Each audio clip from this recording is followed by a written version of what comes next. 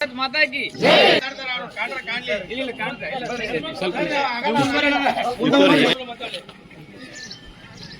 ಹೇಳ್ರಣ್ಣ.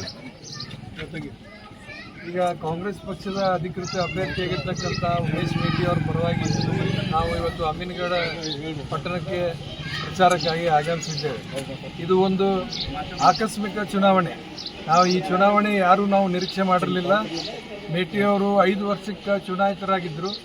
ಆದರೆ ವಿಧಿ ಆಟದಿಂದ ಅವರು ಇವತ್ತು ನಮ್ಮ ಜೊತೆಗಿಲ್ಲ. ಅನಿವಾರ್ಯವಾಗಿ ನಾವು ಈ ಚುನಾವಣೆ ಎದುರಿಸಬೇಕಾಗಿದೆ. ನಾವು ಎಲ್ಲ ಕಡೆ ಇವತ್ತು ಪ್ರಚಾರ ಮಾಡ್ತಾ ಇದ್ದೇನೆ. ನಿನ್ನೆ ಒಂದು ಸುಮಾರು 10 ಹಳ್ಳಿಗೆ ಹೋಗಿ ಬಂದಿದ್ದೇನೆ. ಬಾಗಲಕೋಟು ಎಲ್ಲ ಕಡೆ ಒಳ್ಳೆ ವಾತಾವರಣ ಇದೆ. ಎಲ್ಲ ಹೆಣ್ಣುಮಕ್ಕಳು, ವಿಶೇಷವಾಗಿ ಹೆಣ್ಮಕ್ಳು ನಮ್ಮ ಈ ಪಂಚ್ ಗ್ಯಾರಂಟಿ ಸ್ಕೀಮ್ ಜೊತೆಗೆ ಅವರು ಬಸ್ ಫ್ರೀ ಆಗಿರ್ಬೋದು.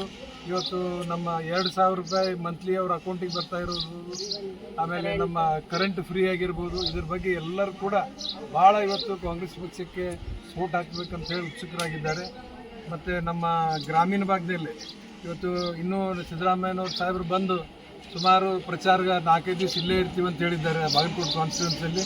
ಹೀಗಾಗಿ ಜನರಲ್ಲಿ ಭಾಳ ಉತ್ಸಾಹ ಇದೆ. ಈ ಎಲೆಕ್ಷನಲ್ಲಿ ಖಂಡಿತವಾಗಲೂ ನಾವು ಹೆಚ್ಚಿನ ಮತದಿಂದ ಗೆಲ್ತೇವೆ ಅಂತ ಅನ್ನೋದು ನಮ್ಮ ಆಶಾಭಾವನೆಯಾಗಿದೆ. ಆಮೇಲೆ ಕಳೆದ ಬಾರಿ ನಾನು ಪಕ್ಷೇತರ ಅಭ್ಯರ್ಥಿಯಾಗಿ ಸ್ಪರ್ಧಿಸಿದ್ದೆ.